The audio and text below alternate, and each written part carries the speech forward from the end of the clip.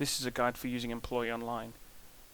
Once you've accessed the Employee Online system from either StaffNet or the Southend Hospital website, just use the username and password that you were emailed. If you haven't received a username or password, you'd need to contact the rostering teams to ensure that this is set up. Usually it's in the format of surname, then payroll number, and then a unique password. In this case, we're just going to use a training account. So if I just log in, the first page you'll see is your roster with all your current and planned shifts for the next 4 weeks. You have the ability to go backwards using the arrows in the top right and left hand corner just to see what you historically worked, or move forwards and see what you plan to be worked over the next 4 weeks. Within this roster you can see each shift. If we click on each one, it'll give you information about the start and end time and how long that shift is. Also we can see planned leaves. In this case, this one with a question mark, no decision has been made yet, so it's not been approved or declined, as it says awaiting approval. And then we have one here with a green tick that is approved. You can also track to a particular date just using the date tracker here. Just navigate to the date that you'd like to see from. It doesn't really do anything more than that, although you do have a section just up at the top here that will show you your accurate time owing balance. So as it specifies here, -6 hours owed on the 28th of August. So as of the 28th of August, the end of that period, this person is owed 6 hours. And when it's a negative figure, the balance is owed to you. If it was a positive figure, this would mean you'd underworked and you would owe it back to the trust. So a negative figure means it's owed to you, and a positive figure is owed back to the trust. You may notice this balance fluctuate up and down as time goes by. Other features of the system, you've got the ability to record your availability to the bank, and to do this you would quite literally just drag an all day, early, night, or whenever you're available onto available squares. And this is just telling the bank that you're available to do a bank shift on that day. It's not a commonly used feature, however it is there to be used should you want to. You can also record your unavailability as well, so if you specify to the bank that you don't want to be contacted about bank shifts, you could do this by dragging the unavailability into place to say no bank. If you made a mistake, you can just click the remove button and that will remove it from the roster.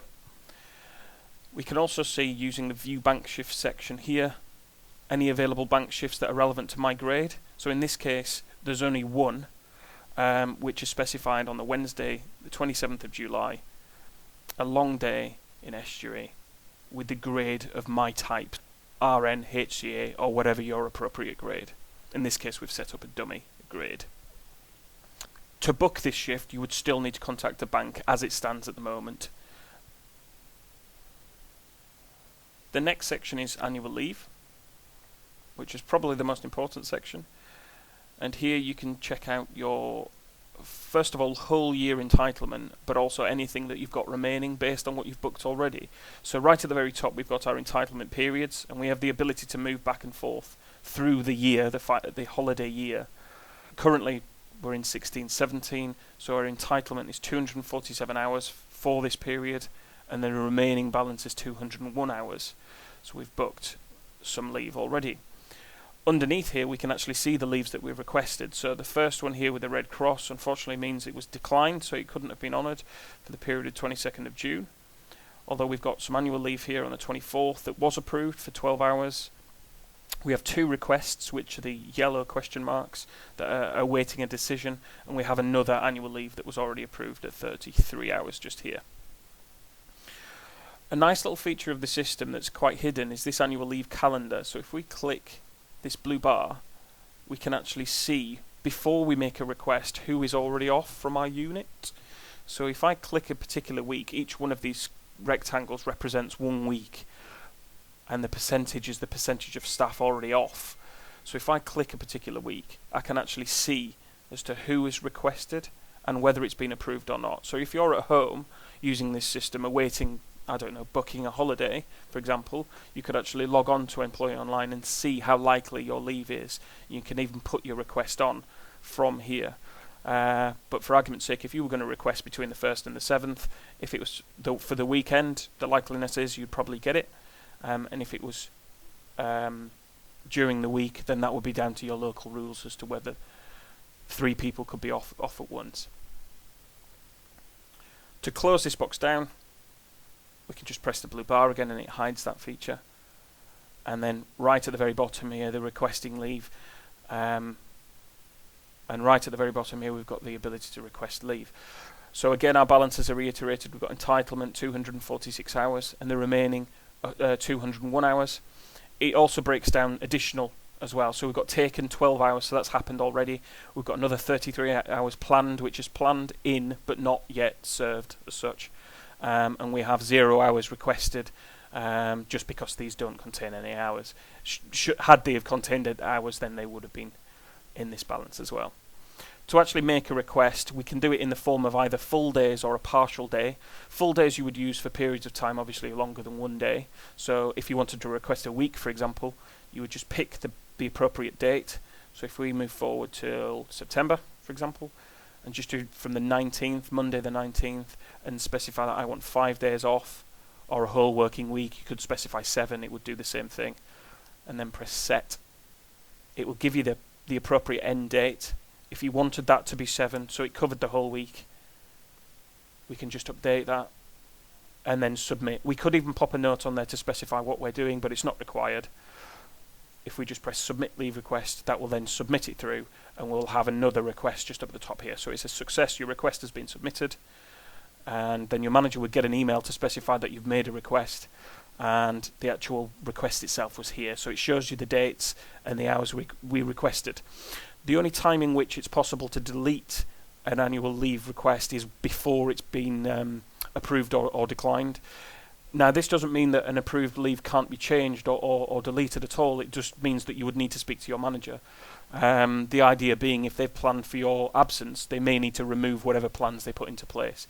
But before a decision has been made, nothing has been changed, so you can actually use the red cross here just to delete that request off.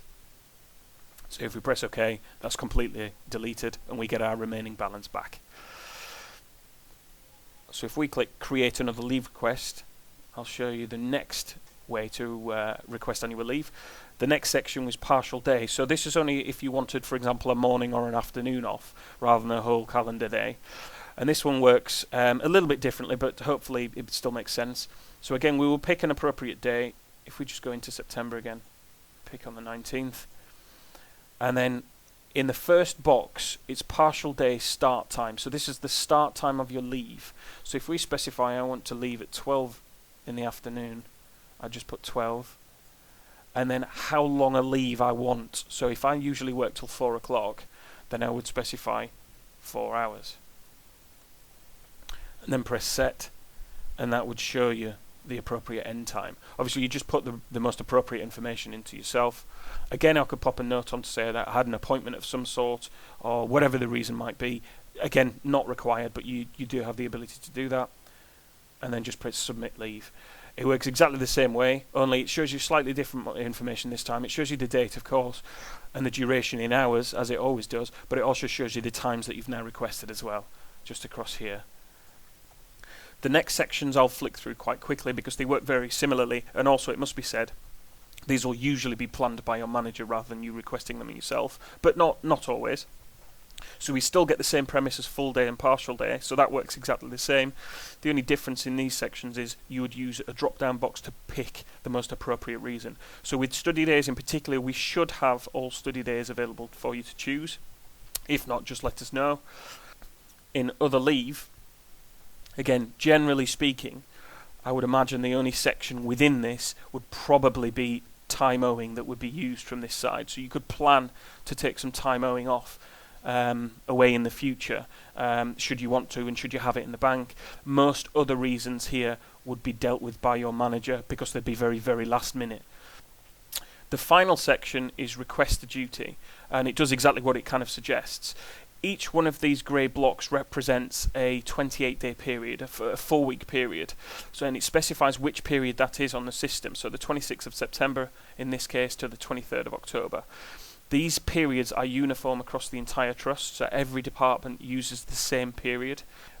With requesting is based on an open and close period. So you have a defined period in time to be able to make a duty request. So if I click this period now, and as it says 19 days are remaining to make a request on this period, and I can go in and just click a particular day, So let's pick on the 13th.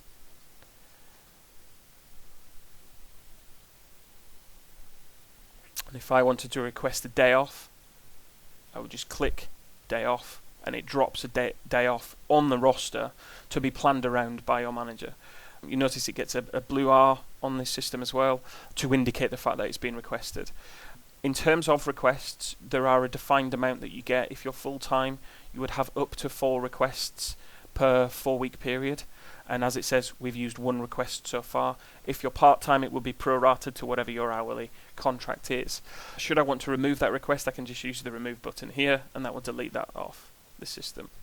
The window for requesting is 31 days. So as and when a period opens, you have 31 days to make a request on that period before it closes again. Once that period is closed, unfortunately that period is now passed for requests. It doesn't mean any last minute requests couldn't be considered, but you would need to speak to your manager directly rather than using the system to request that. However, as I said, usually you would only get 4 requests per 4 weeks, so bear that in mind when requesting. There are other sections of the system, however they mainly relate to the information held in eRostering about yourself, so for example your post and contracted hours. These are found under Skills, iCalendar and HR tab. Other than that, there isn't very much more to go through. Should you want to change your password, you have the ability to do so in the top right hand corner, and when you've finished, just remember to log out.